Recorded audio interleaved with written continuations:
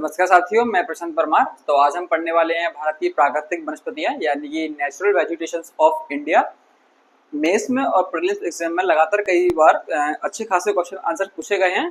किसी भी प्रकार के वन या फिर उनका जो वर्षा का प्रतिशत है, प्रभावित करने वाले कारक हैं। तो प्रीलिम्स में कई बार ऑब्जेक्टिव क्वेश्चन पूछे गए हैं। मेंस में पूछा गया है कि भारत के अंदर प्राप्त होने वाली प्राकृतिक वनस्पतियों का वर्णन कीजिए या भारत में प्राप्त होने वाले वनों के प्रकार लिखिए या किसी भी एक पर्टिकुलर वन को लिख के 5 मार्क्स में मेंस में क्वेश्चन आंसर हमें देखने को मिले हैं। तो ऐसे ही इंपोर्टेंट टॉपिक को आज हम पूरे इस कंप्लीट लेक्चर में खत्म करेंगे, जिसका नाम है प्राकृतिक वनस्पतियां। तो फर्स्ट ऑफ ऑल हम अपने टॉपिक का नाम लिखते हैं।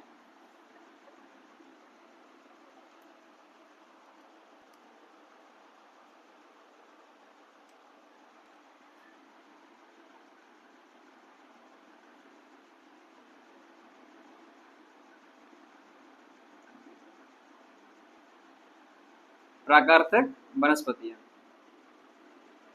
जिसे इंग्लिश में बोलेंगे नेचुरल वेजिटेशन ऑफ इंडिया, यानी कि भारत की प्राकृतिक वनस्पतियां, जिसे बोलेंगे नेचुरल वेजिटेशन ऑफ इंडिया, यानी कि भारत की प्राकृतिक वनस्पतियां। तो फर्स्ट ऑफ ऑल हम देखते हैं कि प्राकृतिक वनस्पतियां होती क्या है। तो प्राकृतिक वनस्पतियां का जो एक छोटा सा एक प्रॉपर डेफिनेशन है वो है कि प्राकृतिक रूप से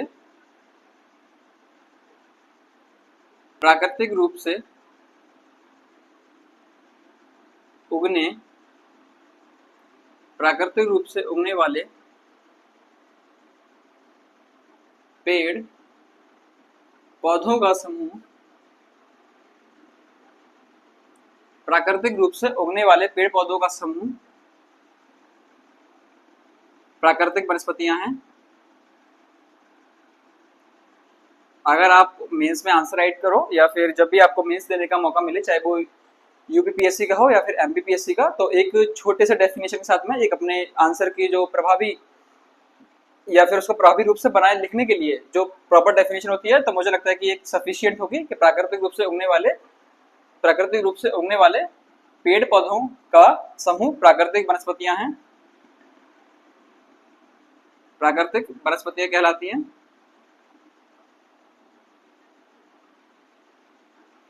अर्थात मानवीय हस्तक्षेप के बिना प्राकृतिक रूप से उगने वाली वनस्पतियों को हम प्राकृतिक वनस्पतियां कहते हैं। देखो, प्राकृतिक वनस्पतियों का मतलब होता है कि प्राकृतिक रूप से उगने वाले पेड़ पौधों का समूह प्राकृतिक वनस्पतियां हैं। इसमें किसी भी प्रकार का मानवीय हस्तक्षेप वर्जित होता है, या फिर यूं समझो कि बिना मानवीय हस्तक्षेप के उगने वाले प्राकृतिक रूप से जो वनस्पतियों का समूह है वो है प्राकृतिक वनस्पतियां, जिसमें पेड़ और पौधों का क्या है, एक समूह है। फर्स्ट ऑफ ऑल हम देखते हैं कि प्राकृतिक वनस्पतियों को प्रभावित करने वाले कारक कौन कौन से हैं, जिसके आधार पर प्राकृतिक वनस्पतियों का जो प्रकार है, उनका वर्ग है, और कई सारे प्रकार के जो हमें वनस्पति जो देखने को मिलेंगे वो कई सारी चीजें जो हैं, तो है प्राकृतिक वनस्पतियों को प्रभावित करने वाले कारक। प्रभावित करने वाले कारक, मैं जैसे जैसे यहाँ लिखता जाता हूँ आप वैसे वैसे उसको नोट करिए और सिनॉप्सिस के फॉर्म में अपने नोट्स को तैयार कीजिए, ताकि आपको मेंस आंसर राइटिंग करने का जब भी मौका मिले या फिर प्रीलिम्स के लिए आप कोई रिवीजन करना चाहो तो आसानी से कर सको। तो प्रभावित करने वाले कारक हैं जैसे कि वर्षा, तापमान, आर्द्रता, मिट्टी यानी कि मृदा, उच्चावच यानी कि जमीन की संरचना कैसी है, पर्वत है, पठार या मैदानी भाग है, जो भी है, उच्चावच और ऊंचाई। तो ये था एक प्राकृतिक वनस्पतियों और उसको प्रभावित करने वाले एक छोटा सा इंट्रोडक्शन कि प्राकृतिक रूप से उगने वाली पेड़ पौधों का सामूहिक प्राकृतिक समूह प्राकृतिक वनस्पतियां कहलाती हैं। अर्थात मानवीय हस्तक्षेप के बिना उगने वाले वनस्पतियों का जो समूह है पूरा, वो प्राकृतिक वनस्पतियां हैं। दूसरा, प्रभावित करने वाले जो कारक है प्राकृतिक वनस्पतियों को, वो है वर्षा, तापमान, आर्द्रता, मृदा, उच्चावच और ऊंचाई के आधार पर वनस्पतियों का जो क्रम है, उनका प्रकार है और उनका जो एक टाइप हमें भारत के दृष्टिकोण से देखने को मिलता है, तो वो कई सारी चीजों को प्रभावित करने वाला जो कारक है वो ये है। दूसरा, भारत में प्राप्त होने वाली प्राकृतिक वनस्पतियों, भारत में प्राप्त होने वाली प्राकृतिक वनस्पतियों को वर्षा एवं ऊंचाई के आधार पर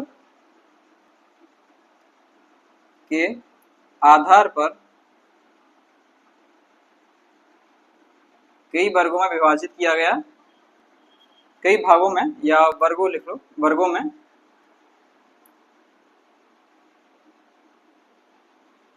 विभाजित किया जाता है।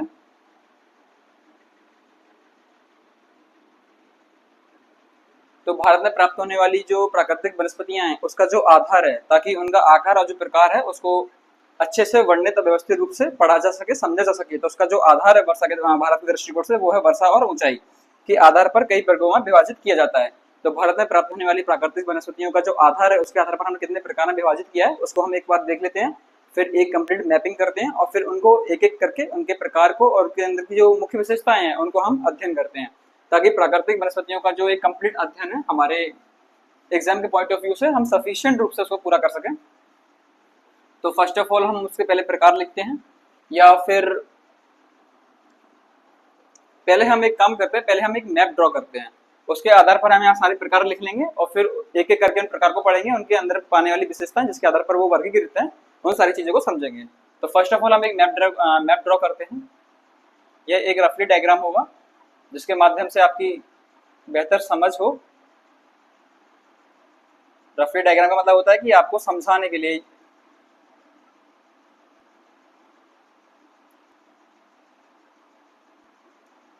ये है हमारा सुंदर सा भारत।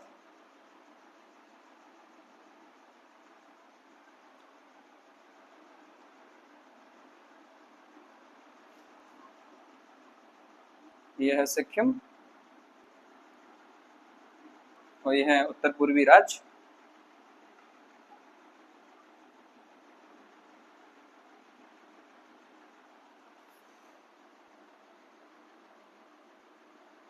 और ये है दक्षिण भारत।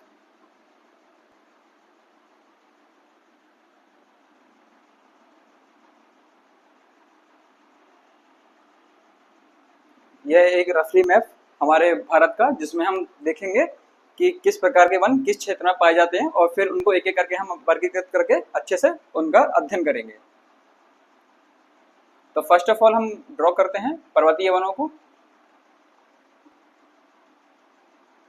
ये जो पूरा हिमालय का क्षेत्र है,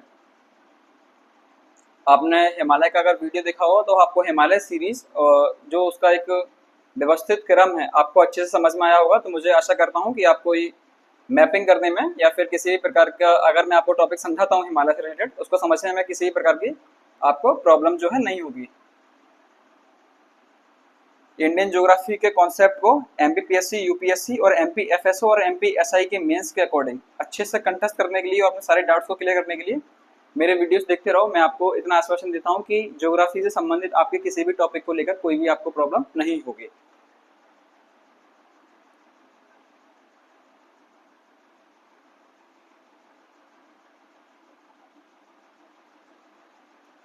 यहाँ हम पढ़ेंगे शुष्क पर्वतीय वनों को। मैं जो लाइन ड्रॉ कर रहा हूँ आपको वैसे ही करनी है ताकि आपको भी कंफ्यूजन ना हो पढ़ने में बाद में।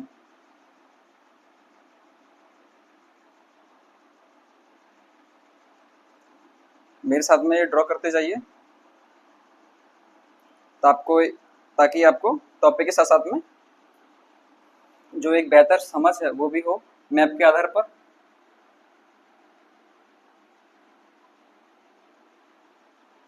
लाइन ड्रॉ करने के तरीके से समझ जाना कि मैं किस प्रकार के वनों का अध्ययन जो आपको है कराना चाह रहा हूँ।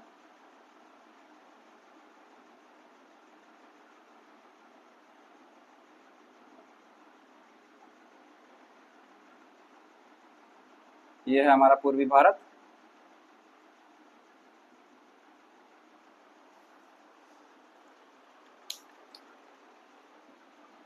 एक क्षेत्र यहाँ छोटा सा पड़ेगा।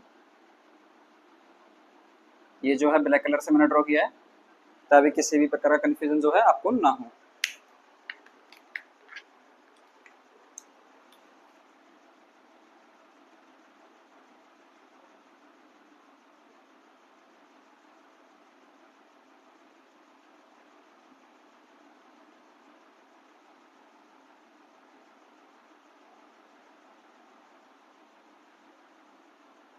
यह है प्रायद्वीपीय पठार, जिसे पेनिनसुलर प्लेट ऑफ इंडिया कहते हैं। अगर वीडियो का स्पीड आपको स्लो लगे तो 1.2 या 1.5 पे आप करके उसको समझ सकते हैं, ताकि आपका टाइम जो है बर्बाद ना हो। मैं ऐसी स्पीड से इसलिए पढ़ाता हूँ ताकि आपको सारी चीज़ें और मेरे जो शब्द हैं वो क्लियर समझ में आए, और मैं जो भी चीज़ें बना रहा हूँ, लिखा रहा हूँ बोर्ड पे, वो अच्छे से समझ में आए आपको। अब मैप बनाने में टाइम तो लगता है, इसलिए थोड़ा सा वीडियो बड़ा हो जाता है। तो यह एक भारत की प्राकृतिक वनस्पतियों एक रफली मैप, जिसके माध्यम से हम इनको समझ सकते हैं। तो फर्स्ट ऑफ ऑल, ये इस प्रकार के जो वन है वो मिलेंगे पर्वतीय वन,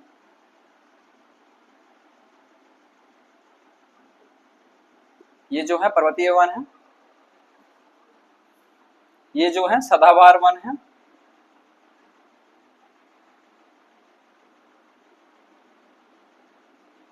ये जो है सदाबहार वन है।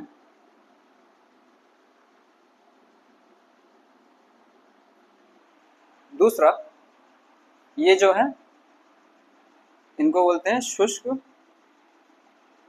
पर्णपाती वन, या फिर पूरा नाम लिखो इनका उष्णकटिबंधीय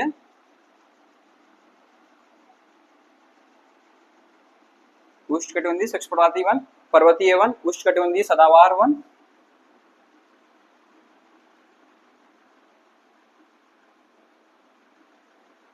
यहाँ पे लिख लो उष्णकटिबंधीय सदाबहार वन।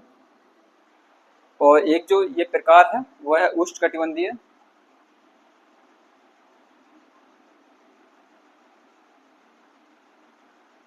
उष्णकटिबंधीय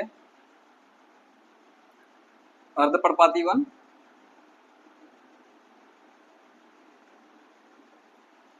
कई सारी चीजें हैं जो अभी आपको धीरे धीरे देखने को मिलेंगी, कृपया कंफ्यूज मत होना।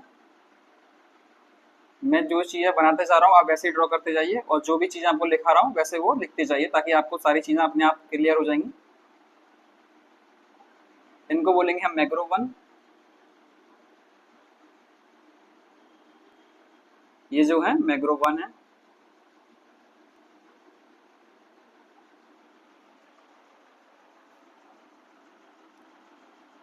ऐसा करते हैं, एक मिनट, इसको यू ले लेते हैं।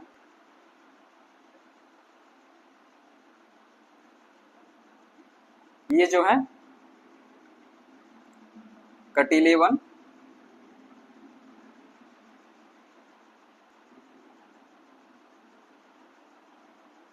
ये जो रीजन है ये कटीले वनों का है।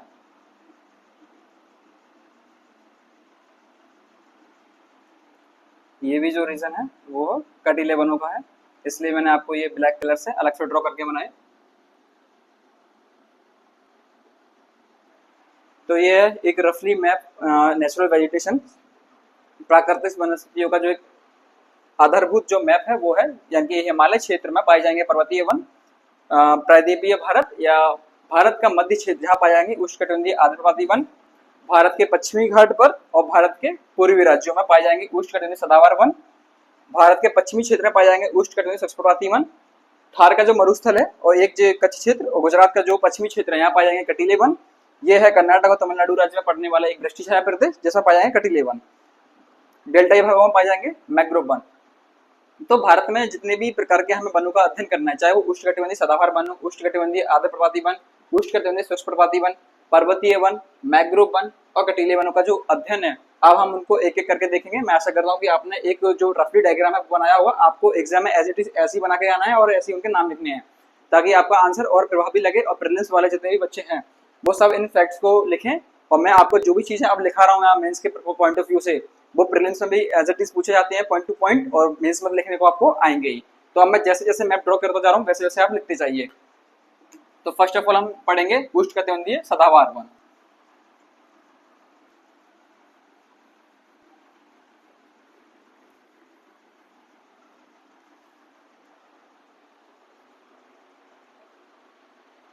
तो फर्स्ट ऑफ ऑल हम क्लियर करेंगे अब उष्णकटिबंधीय सदाबहार वन।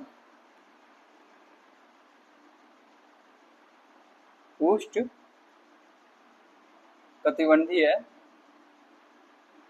सदाबहार वन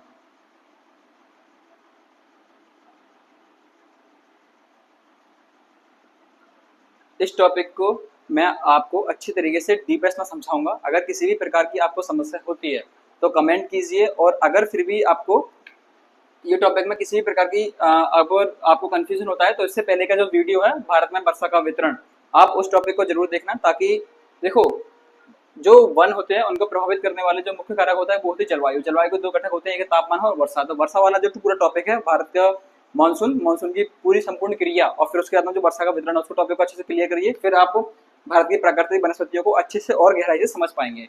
मैं आशा करता हूँ कि इस वीडियो को देखने वाले भी पहली बार में अच्छे से समझ लेंगे। गुणवत्तापूर्ण तरीके से मैं सारी चीजें आपको एक ही लेक्चर में क्लियर कराने की कोशिश करता हूँ। अगर आपको फिर भी किसी प्रकार त्रुटि आती है तो आप उस वीडियो को पहले देखो, फिर देन इसको कंप्लीट करो, और आपके जो टॉपिक है ज्योग्राफी को लेकर और जो भी डाउट्स रहे होंगे वो सारे के सारे क्लियर हो जाएंगे एक ही बार में। तो फर्स्ट ऑफ ऑल हम अपने टॉपिक वापस आते हैं। तो उष्णकटिबंधीय सदाबहार वन, तो इस प्रकार के वन, इस प्रकार के वन जो है, इस प्रकार के वन 200 सेंटीमीटर से अधिक, 200 सेंटीमीटर से अधिक वर्षा वाले क्षेत्रों में पाए जाते हैं। वर्षा वाले क्षेत्रों में पाए जाते हैं।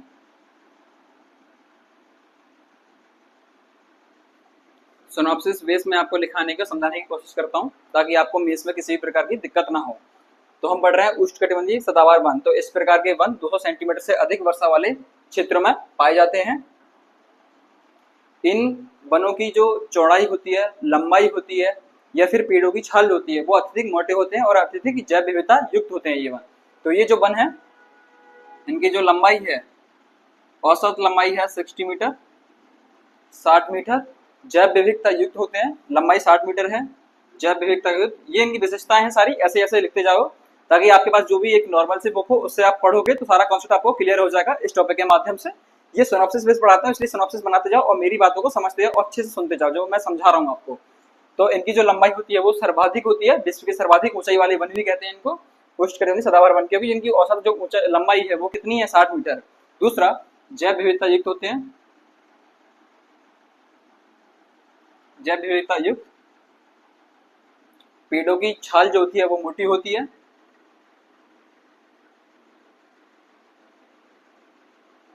पेड़ों की छाल जो होती है वो मोटी होती है। दूसरा, पेड़ का जो आकार होता है वो चौड़ा होता है, चौड़े आकार के वृक्ष।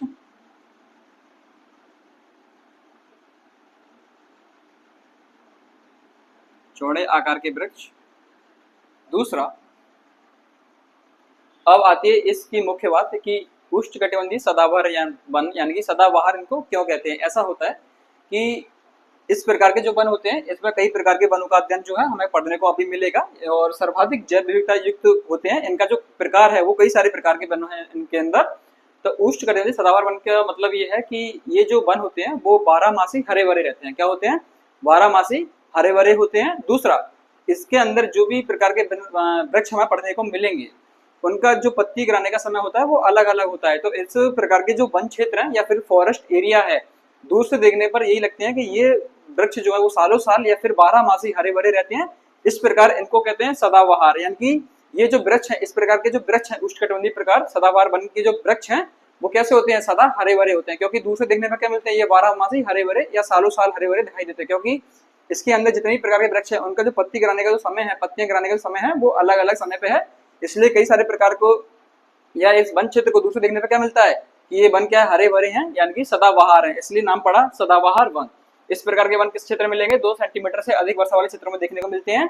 लंबाई 60 मीटर होती है, जैव विविधता युक्त होते हैं, यानी कि विश्व के सर्वाधिक जैव विविधता युक्त वन कौन से हैं, उष्णकटिबंधीय सदाबहार वन। दूसरा, पेड़ों की छाल मोटी होती है, चौड़े आकार के वृक्ष होते हैं। दूसरा, सबसे अच्छी बात, 12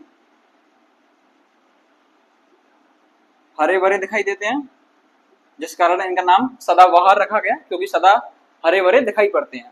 तो 12 हरे भरे रहते हैं।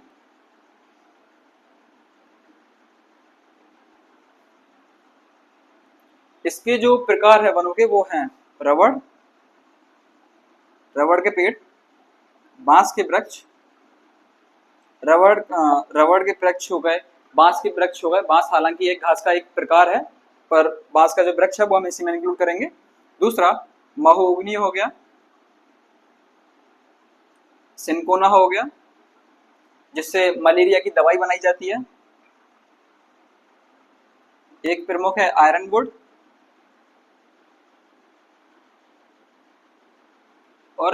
आदि।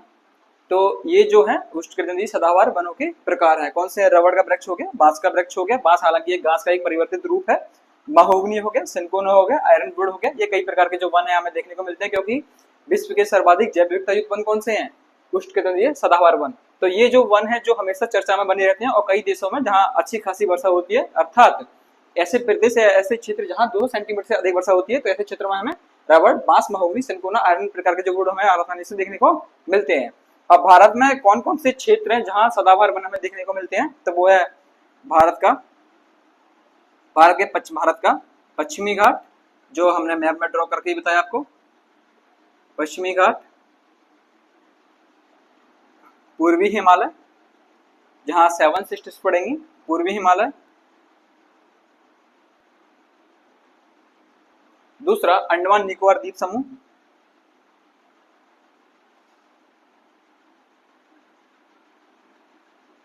अंडमान निकोबार द्वीप समूह, और एक है लक्षद्वीप। तो ये है भारत के वो प्रदेश जहां 200 सेंटीमीटर से अधिक वर्षा होती है, और 200 सेंटीमीटर से अधिक वर्षा होगी तो वहां सदाबहार प्रकार के वन पाए जाएंगे। तो भारत का पश्चिमी घाट, पूर्वी हिमालय, अंडमान निकोबार द्वीप समूह और लक्षद्वीप पर अच्छी खासी मात्रा में जो है सदाबहार वन देखने को मिलते हैं। अंडमान निकोबार पर जो कुल वनों का क्षेत्र है उनमें 85% जो वन है वो सदाबहार प्रकार के हैं। कितने हैं? सदाबहार वन जो है कितने हैं? 85% है। जो कुल वन क्षेत्र है अंडमान निकोबार द्वीप समूह का, वहाँ 85% जो वन है उनका जो प्रकार है वो है सदाबहार वन प्रकार का। तो मुझे, या फिर मैं ऐसा सोचता हूँ कि हमारे एग्जाम के पॉइंट ऑफ व्यू से, क्योंकि हमें देखो 200 मार्क्स या फिर 250 वर्ड्स में, सॉरी 200 वर्ड्स में या फिर 250 वर्ड्स में लिखने को जो आंसर लिमिट आती है मेंस में, तो वो इतना ही होता है, क्योंकि हम एक एक प्रकार के वन को पढ़ेंगे तो हमारे 200 से 250 अपने आप हो जाएंगे। तो हमारे एग्जाम के पॉइंट ऑफ व्यू से अगर 2 मार्क्स में या 3 मार्क्स में मेंस में पूछा जाता है कि सदाबहार वनों के प्रकार, सदाबहार वनों के बारे में बताइए, तो इतना ही सफिशिएंट होगा।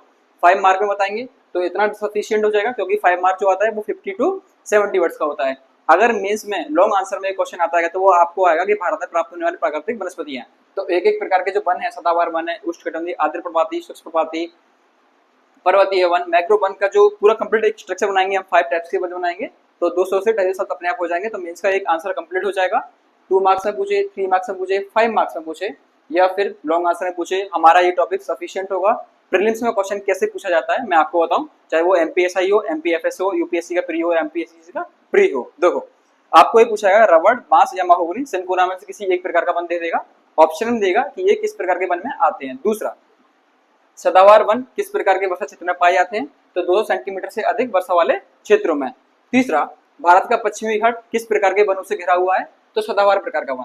अंडमान निकोबार में सबसे अधिक जो वन का प्रतिशत है वो किस प्रकार का है, तो सदाबहार वन, क्योंकि कुल प्रतिशत कितना है, 85%। तो ऐसे कई सारे फैक्चुअल डाटा निकाल के इसी में से मैं आपको खुद ही अभी सामने के सामने है ना 4 से 5 क्वेश्चन इसी में से बना सकता हूँ।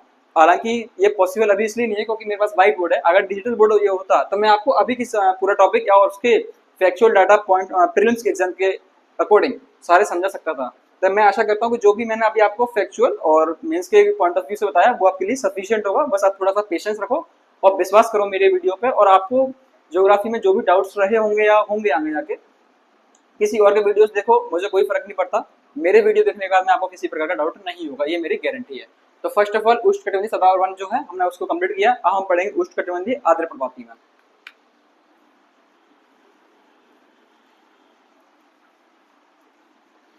जितने भी ज्योग्राफी के और टॉपिक हो चुके हैं उनको आराम से देखो, आपको सारे जो डाउट्स होंगे या रहे होंगे सारे क्लियर हो जाएंगे। दूसरा है उष्णकटिबंधीय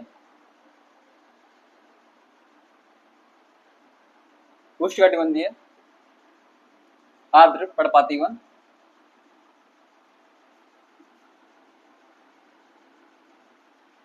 ये इस प्रकार के जो वन है वो ऐसे क्षेत्रों में पाए जाते हैं जहां 100 से 2 सेंटीमीटर तक वर्षा होती है। इस प्रकार के वन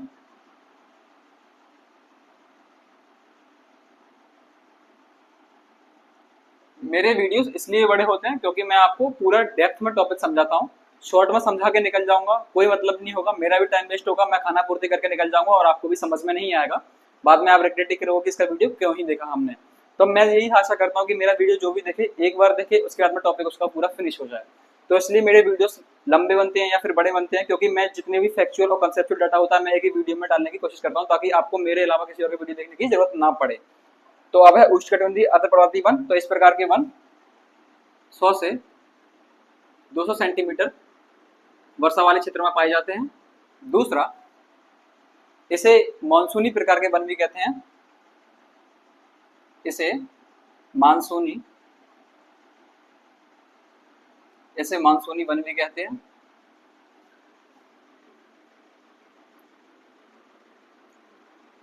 क्योंकि जिस भी देश की जलवायु उष्णकटिबंधीय मानसूनी प्रकार की है, वहां सबसे ज्यादा जो है अर्धपर्वतीय वन का जो प्रकार है वो देखने को मिलता है, इसलिए इनको क्या कहते हैं, मानसूनी वन भी कहते हैं। अब आती है इसकी एक मुख्य बात कि इनको पर्णपाती वन क्यों कहते हैं। तो देखो, ये जो वृक्ष होते हैं गर्म शुष्क पवनों से बचने के लिए अपनी समय समय पर अपने वृक्षों की जो पत्तियां हैं वो गिराते रहते हैं, ताकि वृक्षों के अंदर का जो जल है, जो न्यूट्रिशन है वो बचा रहे और जल और जो वृक्ष हैं वो लंबे समय तक सर्वाइव कर सकें। तो गर्म शुष्क पवनों से बचने के लिए, अपने जल को संचित रखने के लिए, उसको बचाने के लिए, अपने न्यूट्रिशन को बचाने के लिए गर्म शुष्क पवनों के या गर्म शुष्क पवनें जिस सीजन में आती हैं उनमें ये जो वन है वो क्या करते हैं, पत्ते गिरा देते हैं। यानी पतझड़ की जो एक प्रोसेस है वो होती है जिसके माध्यम से वो अपने अंदर का जो जल है संचित कर सकें, अपना न्यूट्रिशन बचा सकें और लंबे समय तक वो सर्वाइव कर सकें हमारे नेचर में। तो इस प्रकार के जो वन है वो क्या होते हैं, गर्म शुष्क पवनों से बचने के लिए क्या करते हैं, अपनी पत्तियां गिरा देते हैं, जिसे बोलते हैं पतझड़। जो हमने आपने गर्मियों में, वसंत ऋतु का समय हो या शरद ऋतु का समय हो, आराम से देखा होगा हमने अपने नेचर में। तो इसी प्रकार इस प्रकार के जो वन है उनको नाम रखा गया उष्णकटिबंधीय अर्धपर्णपाती वन, यानी कि अपने समय अनुसार क्या होते हैं, पत्तियां गिरा देते हैं, यानी पर्णपाती वन। तो क्या लिखते हैं, गर्म शुष्क पवनों से बचने के लिए, गर्म शुष्क पवनों से बचने के लिए ये वृक्ष पतझड़ करते हैं।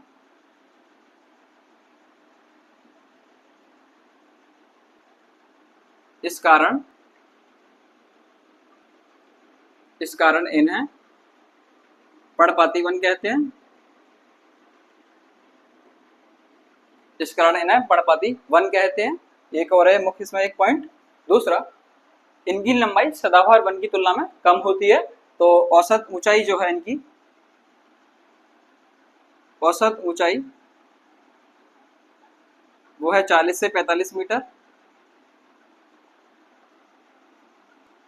इस प्रकार के जो प्रमुख वन हैं वो कौन कौन से हैं, प्रकार है, इसमें हमें देखने को मिलेगा साल वृक्ष,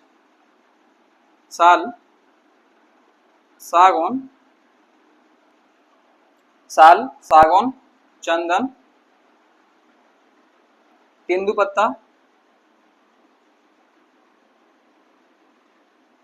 आम, पीपल आदि इत्यादि लिखना ज्यादा सही होगा। दूसरा, भारत के किन क्षेत्रों में ये प्राप्त होते हैं। तो भारत के अधिकांश पूर्वी राज्यों में या फिर अधिकांश पूर्वी क्षेत्रों में, भारत के अधिकांश पूर्वी क्षेत्रों में, जिसके अंदर राज्य आएंगे। क्रम लिखने का मतलब ये नहीं है कि अकॉर्डिंग एरिया के अकॉर्डिंग ये है, मैं क्रम लिखने का मतलब ये है कि बस सिर्फ नेम आपको पता होना चाहिए। तो वो है उत्तर प्रदेश का पूर्वी भाग, दूसरा मध्य प्रदेश का पूर्वी भाग, तीसरा छत्तीसगढ़,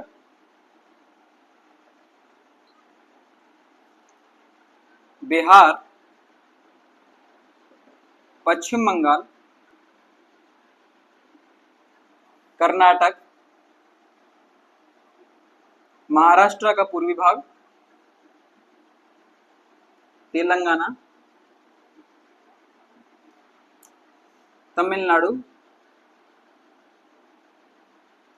इत्यादि। तो ये होते हैं हमारे कंप्लीट ऑफ उष्णकटिबंधीय अर्धपर्णपाती वन।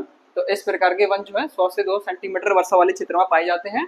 इसे मानसूनी वन भी कहते हैं, क्योंकि मानसूनी प्रकार की जलवायु जिस भी प्रदेश या किसी देश में पाई जाती है तो वहाँ अधिकतर जो वनों का प्रकार है वो उष्णकटिबंधीय अर्धपर्णपाती वनों का मिलता है। दूसरा, गर्म शुष्क हवाओं से बचने के लिए इस प्रकार के जो वृक्ष हैं इस प्रकार के जो वृक्ष हैं वो पतझड़ करते हैं ताकि उनके अंदर का जो संचित जल है और जो न्यूट्रिशन है उसको बचा सकें। इस कारण इन्हें पर्णपाती कहते हैं। औसत जो ऊंचाई है वो 40 से 45 मीटर है।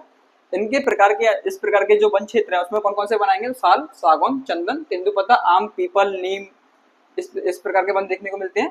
भारत के अधिकांश पूर्वी क्षेत्रों में, जैसे उत्तर प्रदेश का पूर्वी भाग, मध्य प्रदेश का पूर्वी भाग, छत्तीसगढ़, बिहार, पश्चिम बंगाल, तमिलनाडु, कर्नाटक का पूर्वी भाग, महाराष्ट्र का पूर्वी भाग के अधिकांश क्षेत्र में हमें उष्णकटिबंधीय अर्धपर्वतीय वन देखने को मिलते हैं। एक फैक्ट और हम एग्जाम के पॉइंट ऑफ व्यू से क्लियर करेंगे कि साल और सागौन के जो सर्वाधिक वनों का जो प्रतिशत है वो देखने को मिलता है मध्य प्रदेश में। कहाँ मिलता है? मध्य प्रदेश राज्य में। क्षमा चाहता हूँ ऐसे। मध्य प्रदेश में जो अधिकांश वनों का प्रतिशत है उसमें सबसे ज्यादा देखने को मिलेंगे सागौन, लगभग 19%। कितने हैं? 19% जो वन क्षेत्र है सागौन का कहाँ पाया जाएगा? अकेले मध्य प्रदेश में। और साल वनों की जो भी प्रधानता है वो भी अकेले कहाँ है? मध्य प्रदेश में सर्वाधिक है। वो कितना है? 4%। कुल वन क्षेत्र का 19% सागौन का है और कुल वन क्षेत्र का 4% अकेले किसका है? साल वन का। साल और सागौन वनों की प्रधानता जो सर्वाधिक है वो कहाँ है? मध्य प्रदेश राज्य में। अब हम थर्ड कंप्लीट करते हैं, उष्णकटिबंधीय शुष्क पर्णपाती वन।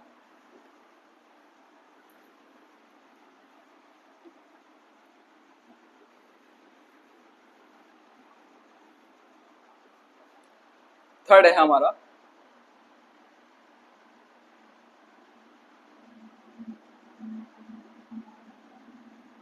उष्णकटिबंधीय शुष्क पर्णपाती वन। इस प्रकार के वन जो हैं वो 50 से 100 सेंटीमीटर वर्षा वाले क्षेत्रों में पाए जाते हैं। इस प्रकार के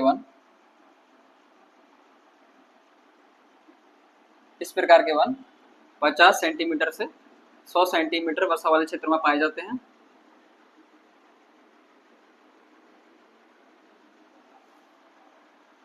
दूसरा उष्णकटिबंधीय शुष्क पर्णपाती वन, ये भारत के पश्चिमी भाग में देखने को मिलते हैं सर्वाधिक। भारत के पश्चिमी भागों में विकसित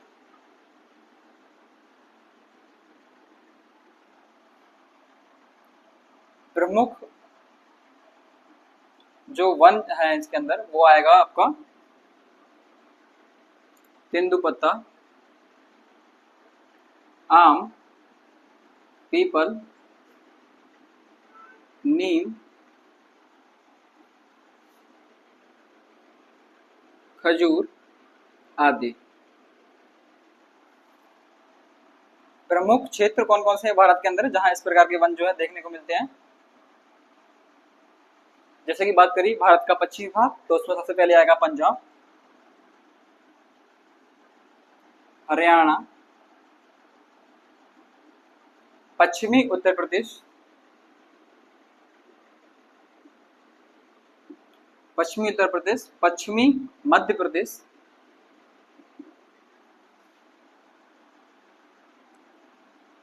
गुजरात,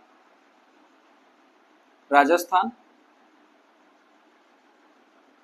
पश्चिमी महाराष्ट्र और कर्नाटक और तमिलनाडु का वृष्टि छाया प्रदेश। कर्नाटक और तमिलनाडु का वृष्टि छाया प्रदेश।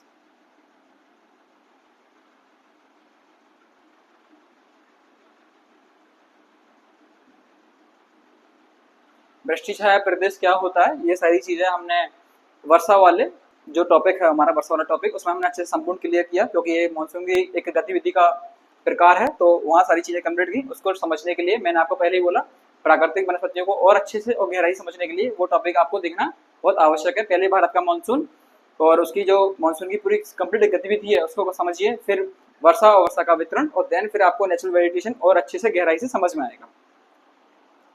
ये है प्रमुख क्षेत्र पंजाब, हरियाणा, पश्चिमी उत्तर प्रदेश, पश्चिमी मध्य प्रदेश, गुजरात, राजस्थान, पश्चिमी महाराष्ट्र, कर्नाटक, तमिलनाडु का वृष्टि छाया प्रदेश। तो हमारे उष्णकटिबंधीय शुष्क पर्वतीय वनों के बारे में सिर्फ इतना ही हमारे एग्जाम के पॉइंट ऑफ व्यू से जानना जरूरी है। फैक्चुअल रूप में अगर देखें तो एक बहुत इंपॉर्टेंट पॉइंट है कि भारत के सर्वाधिक क्षेत्र पर उष्णकटिबंधीय शुष्क पर्वतीय वनों का प्रतिशत जो है अधिक है। भारत के सर्वाधिक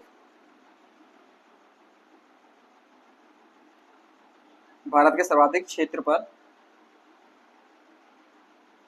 उष्णकटिबंधीय शुष्क भारत के सर्वाधिक क्षेत्र पर उष्णकटिबंधीय शुष्क पर्वतीय प्रकार के वन पाए जाते हैं।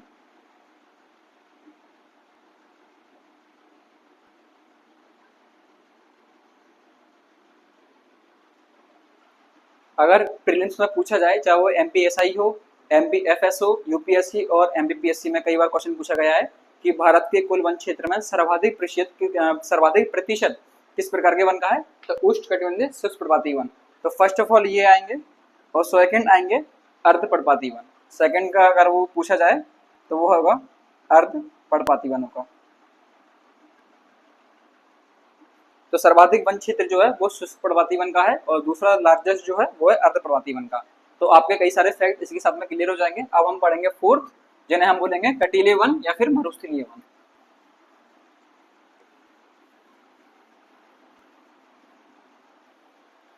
अब है हमारा फोर्थ, जिन्हें बोलेंगे कटीले वन अर्थात मरुस्थलीय वन।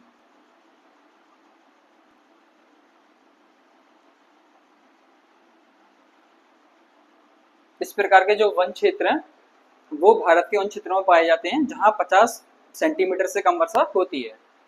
इस प्रकार के वन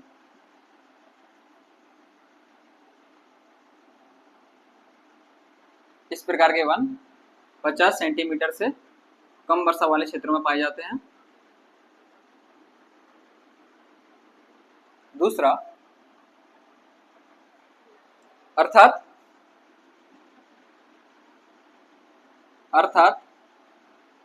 मरुस्थलीय क्षेत्रों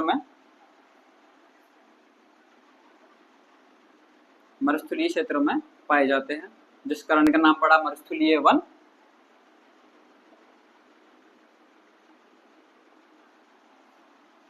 थर्ड पॉइंट है प्रमुख क्षेत्र कौन कौन से हैं, या पहले हम प्रमुख जो प्रकार के वन है वो देख लेते हैं।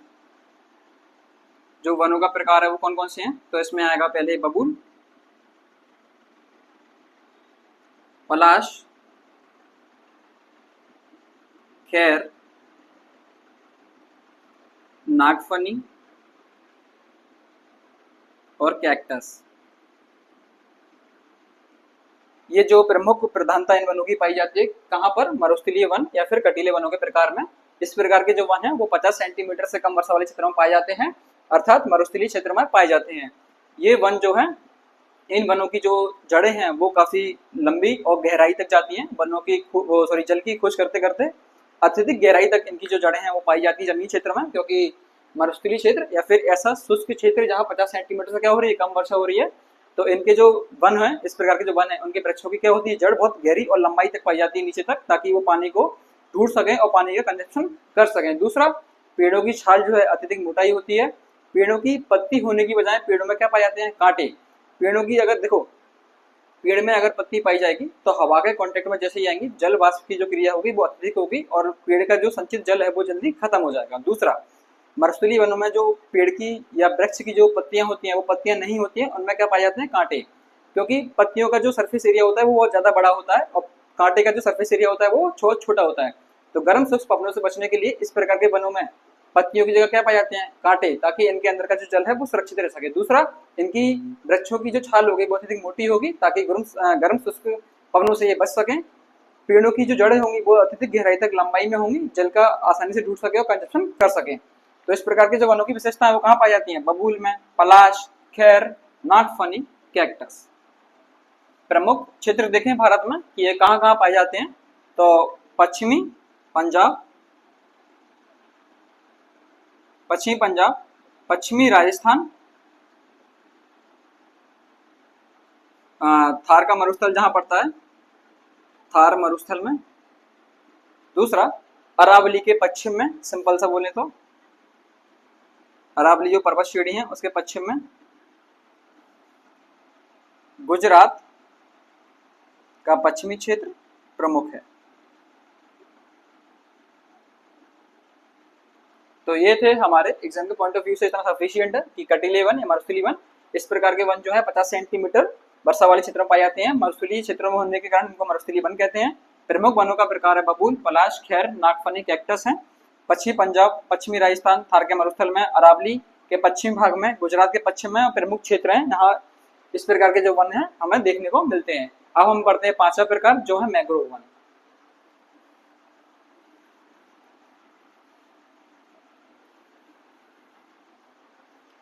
अब है फिफ्थ हमारे मैंग्रोव वन।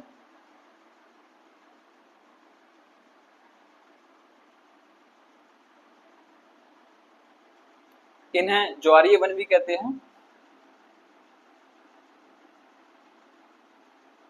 इन्हें ज्वारीय वन भी कहते हैं।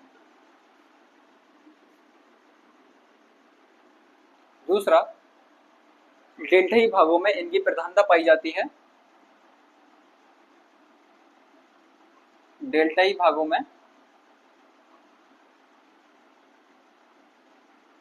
इनकी प्रधानता पाई जाती है।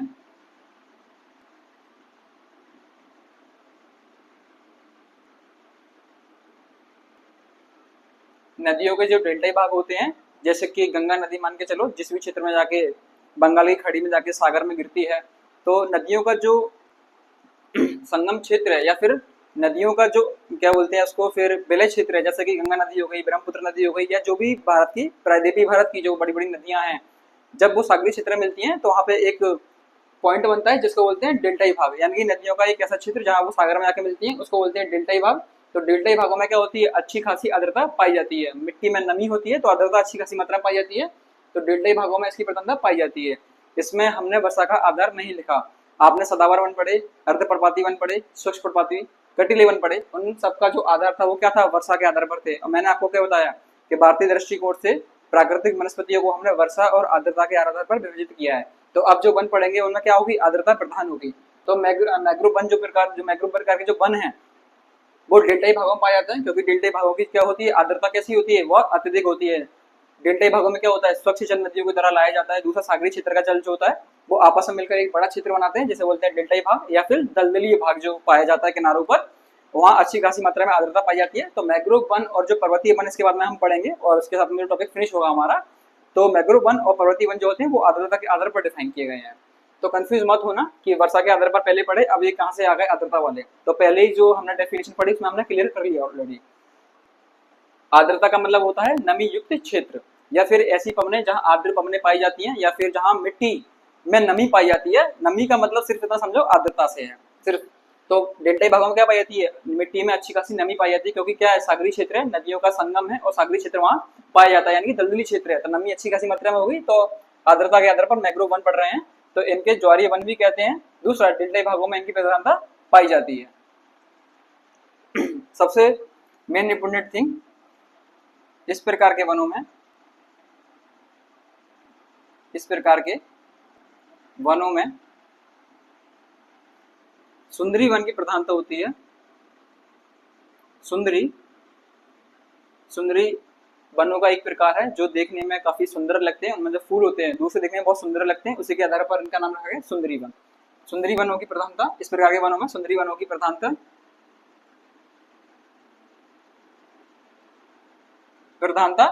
इसलिए सुंदरी वनों की प्रधानता होने के कारण गंगा ब्रह्मपुत्र का जो डेल्टाई भाग है वहां जो मैंग्रोव वनों का प्रकार पाया जाता है उसका नाम रखा है सुंदरवन डेल्टा। उसका नाम रखा गया सुंदरवन डेल्टा।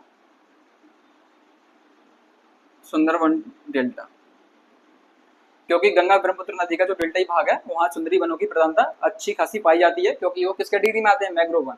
तो मैंग्रोव वन का वह प्रकार जो गंगा और ब्रह्मपुत्र डेल्टाई भागों में देखने को मिलता है, तो वहाँ सर्वाधिक जो वनों की जो प्रकार का है, तो वहाँ सुंदरी वनों के जो प्रकार है वो सर्वाधिक देखने को मिलते हैं। तो नाम रख दिया उसी के आधार पर, गंगा ब्रह्मपुत्र डेल्टा को क्या कहते हैं, सुंदरवन डेल्टा, जो विश्व का सबसे बड़ा डेल्टाई भाग है, विश्व का सबसे बड़ा डेल्टा।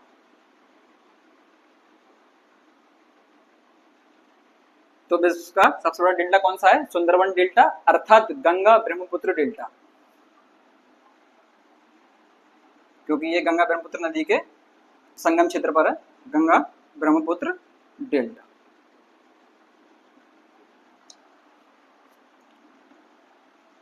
तो इस प्रकार के वनों में सुंदरी वन की प्रधानता होने के कारण इसको क्या बोलते हैं, सुंदरवन डेल्टा, जो कहाँ है, गंगा ब्रह्मपुत्र डेल्टा, विश्व का सबसे बड़ा जो डेल्टा है।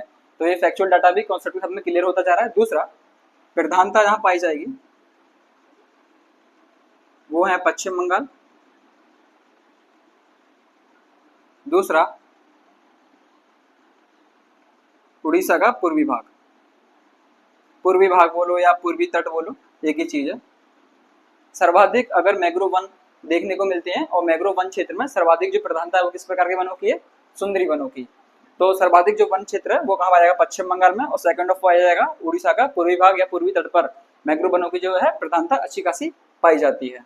दूसरा, इनकी लकड़ी बहुत मोटी, छाल बहुत मोटी होती है, पेड़ों की पत्तियां चौड़ी होती हैं, तो अत्यधिक जैव विविधता युक्त वन है ये, अत्यधिक जैव विविधता युक्त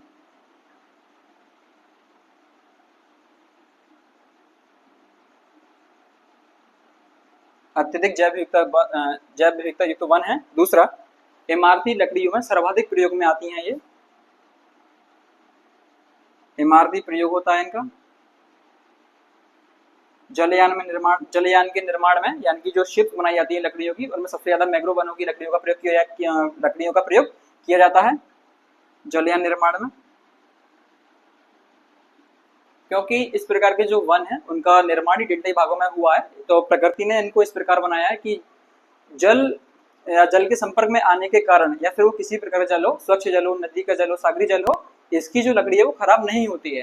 तो इमारती प्रयोग में सबसे ज्यादा जो लकड़ी प्रयोग होती है वो तटीय क्षेत्रों में मैंग्रोव वनों की होती है। जलयान यानी कि जो शिप बनाए जाते हैं उसमें जो लकड़ी का प्रयोग होता है वो किस प्रकार के होता है, मैंग्रोव वन का प्रयोग होता है, क्योंकि जल में संपर्क आने के कारण इसकी लकड़ी जो होती है वो खराब नहीं होती है और अत्यधिक जैव विविधता युक्त होते हैं।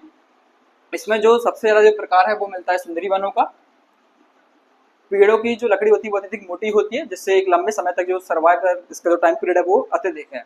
तो भारतीय दृष्टिकोण से मैंग्रोव वनों के बारे में इतना सफिशियंट है कि इन्हें ज्वारीय वन भी कहते हैं, क्योंकि ज्वारीय क्षेत्र में पाए जाते हैं। ज्वारीय क्षेत्र मतलब सागर में आने वाले ज्वार और भाटा जो तटीय क्षेत्रों से टकराते हैं, और तटीय क्षेत्रों से टकराएंगे यानी कि बंगाली खाड़ी में, अरब सागर में, जहां जहां भी ये ज्वारीय स्थिति पाई जाती है, तो वहां क्षेत्रों में कौन से वन देखने को मिलेंगे, मैंग्रोव वन। तो इन्हें ज्वारीय वन भी कहते हैं। डेल्टाई भागों में इनकी प्रधानता पाई जाती है, क्योंकि नमी युक्त मिट्टी और अच्छी खासी मात्रा में स्वच्छ जल इनको प्राप्त होता है। दलदली क्षेत्रों में ये पाए जाते हैं, और दलदली क्षेत्र में क्या होगी, आर्द्रता बहुत अच्छी मात्रा में होगी। सुंदरी वनों की प्रधानता होने के कारण नाम रखा गया सुंदरवन डेल्टा, जो गंगा ब्रह्मपुत्र डेल्टा है, विश्व का सबसे बड़ा डेल्टा यही है। दूसरा, प्रधानता पश्चिम बंगाल में और उड़ीसा का पूर्वी भाग यानी पूर्वी तट, अत्यधिक जैव विविधता युक्त वन होते हैं। इमारती लकड़ियों में इनका बड़ा प्रयोग किया जाता है। दूसरा, जलयान निर्माण में इसका प्रयोग किया जाता है। तो एग्जाम के पॉइंट ऑफ व्यू से इतना बहुत है। अब हम बढ़ते हैं अपने छठे और इस टॉपिक के आखिरी, और इसी के साथ में हमारा नेचुरल वेजिटेशन ऑफ इंडिया यानी कि भारत की प्राकृतिक वनस्पतियों वाला जो टॉपिक है, मेंस और प्रीलिम्स के पॉइंट ऑफ व्यू से सफिशिएंट और गुणवत्तापूर्ण तरीके से खत्म होगा।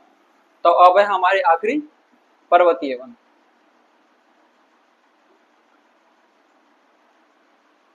पर्वतीय वन, जिनको हम माउंटेन फॉरेस्ट कहते हैं या फिर हिमालय वन कहते हैं, क्योंकि भारतीय हिमालय की ऊंचाई विश्व में सर्वाधिक है। दूसरा, हिमालय क्षेत्र में ऊंचाई के साथ साथ में तापांतर में अत्यधिक अंतर पाया जाता है। दूसरा, आर्द्रता भी प्रभावित होती है। तो ऊंचाई के साथ साथ में जैसे ही हम इन वनों का अध्ययन करेंगे, उसमें जो प्रकार है वनों के वो कई सारे चीज तरीके से प्रभावित होंगे और बदलेंगे। तो पर्वतीय वन,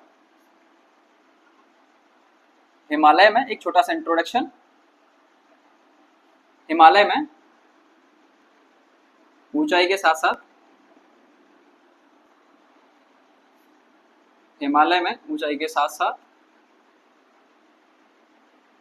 तापांतर व आर्द्रता में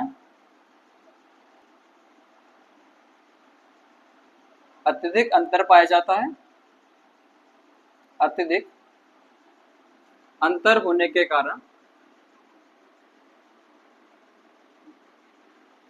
ये कई वर्गों में विभाजित हैं। ये कई वर्गों में विभाजित हैं।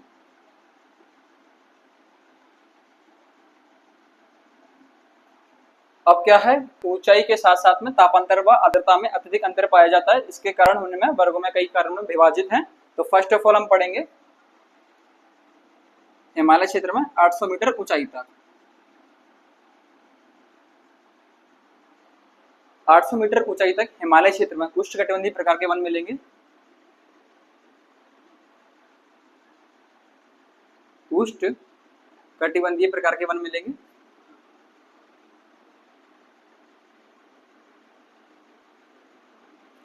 उष्णकटिबंधीय प्रकार के वन, इस प्रकार के जो वन हैं वो कौन से होंगे, रोजवुड। कौन से होंगे, रोजवुड। रोजवुड की प्रधानता, रोजवुड एक प्रकार के वन हैं जो हिमालय क्षेत्र में 800 मीटर ऊंचाई तक हमें देखने को मिलते हैं। तो रोजवुड की प्रधानता होगी। दूसरा, 800 मीटर से 1800 मीटर की ऊंचाई तक इसमें हमें चीड़ के पेड़ों की प्रधानता मिलेगी।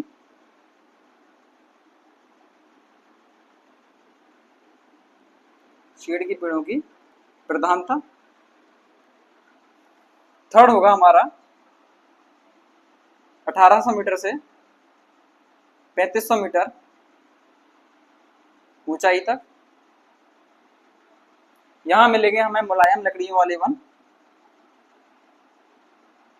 मुलायम लकड़ियों वाले वन, मुलायम लकड़ियों वाले वन। दूसरा, शंकुधारी होंगे वो वन। शंकुधारी का मतलब नुकीली पत्तियों वाले, जो शायद आपने शेप देखा होगा कार्टून्स में या कभी मूवी वगैरह में, शंकुधारी वन। इस प्रकार के जो वन है इसमें आएंगे देवदार, देवदार और भोजपत्र। भोजपत्र प्रमुख हैं।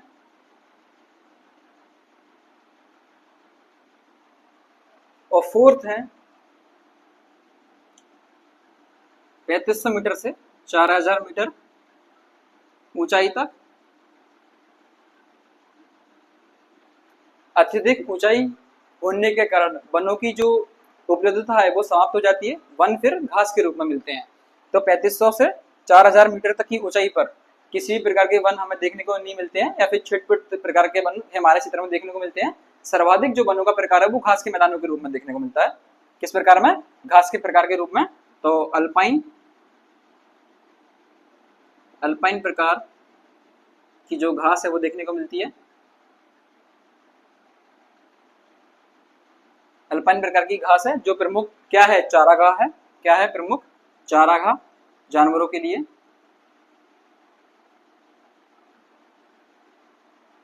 जम्मू कश्मीर में इसे सोनमर्ग और गुलमर्ग के नाम से जानते हैं। जम्मू कश्मीर में सोनमर्ग और गुलमर्ग।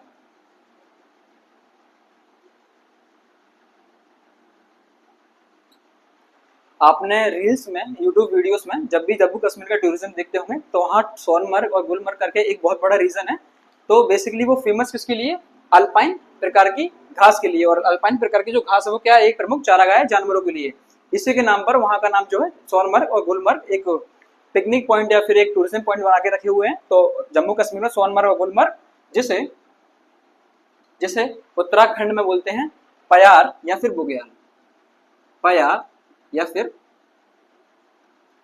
बुग्याल।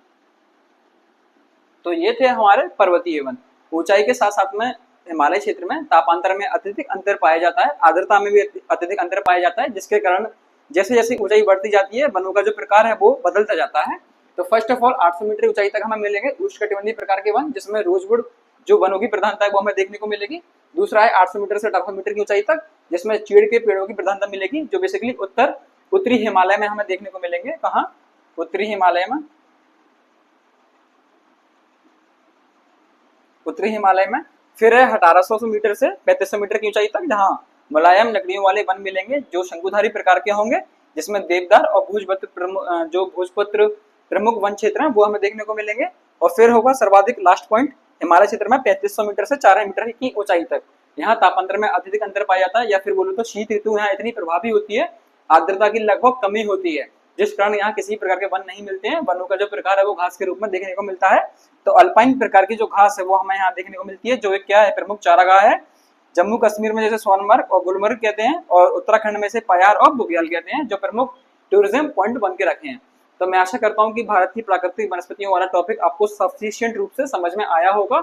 किसी भी प्रकार के डाउट के लिए आप कमेंट कीजिए, और मैंने आपको इतनी आसान भाषा में समझाने का प्रयास किया कि प्रीलिम्स और मेंस के पॉइंट ऑफ व्यू से आप आराम से इसकी आंसर राइटिंग कर सको, और किसी भी नॉर्मल बुक से आप जाके पढ़ लो, आपको ये जो टॉपिक है पूरा कंटेस्ट हो जाएगा। और आगे अब आपको ज्योग्राफी में जो भी आपको डाउट है उन सभी को आप एक कमेंट में मेंशन कर दीजिए। मैं हो सकता है उनको एक मतलब क्लियर करने के लिए एक अलग से सेशन लेके आऊँ। तब तक के लिए आप मेरे जितने भी ज्योग्राफी से रिलेटेड प्रीवियस लेक्चर्स हैं, तो ज्योग्राफी में कमांड को बेहतर करने के लिए अपने एग्जाम में प्रीलिम्स हो चाहे मेंस हो, चाहे वो यूपीएससी, एमपीपीएससी, एमपीएफएस हो या एमपीएसआई का एग्जाम हो, प्रीलिम्स और मेंस में ज्योग्राफी को कंटेस्ट करने के लिए, ताकि आप ज्योग्राफी में मार्क्स अच्छे से अच्छे ला सकें, मेरे प्रीवियस वीडियोस को देखो। आपको ज्योग्राफी में जो भी डाउट्स रहे होंगे वो सब क्लियर हो जाएंगे। मेरे वीडियोस देखने के बाद में आपको किसी और के वीडियोस देखने की जरूरत नहीं पड़ेगी। मेरे वीडियो देखो, सिर्फ आपके पास किसी भी कंपनी का किसी भी कोचिंग का नोट्स पढ़ा हो, सिर्फ आप उसको देखो, पढ़ो, आपको सारे टॉपिक एज इट इज जैसे मैंने पढ़ाए हैं वैसे ही आपको नोट्स मिलेंगे और वैसे ही आपके क्लियर हो जाएंगे। मैं आशा करता हूँ कि आपको जो भी समझाता हूँ वो समझ में आया होगा। मुझे मोटिवेट मिलता है आप लोग जब भी मेरे वीडियोस देखते हो, लाइक करते हो, शेयर करते हो। कृपया बस इसको करते रहिए, ताकि हमारी एक अच्छी नॉलेज जो है वो स्प्रेड हो सके। पढ़ाने का तरीका सबका अलग अलग होता है, पढ़ाते सब हैं। अच्छा पढ़ाने वाला या फिर अच्छे तरीके से समझा के पढ़ाने वाला बहुत कम होता है। तो मैं आशा करता हूँ कि मैं आपको जो भी पढ़ाता हूँ, समझाता हूँ, उसमें बहुत ज़्यादा एफर्ट्स करता हूँ। तो प्लीज़ मेरे वीडियोस को ज़्यादा से ज़्यादा फैलाइए, ताकि लोगों को या फिर जो एक अच्छे एस्पिरेंट्स हैं जिनको जॉब की बहुत ज़्यादा आवश्यकता है और अच्छे से एक गुणवत्तापूर्ण तरीके से पढ़ना चाहते हैं, उन तक मेरे ये वीडियोस पहुँचे। और तब तक के लिए धन्यवाद। आपका साथ यूं ही बना रहे। जय हिंद, जय भारत।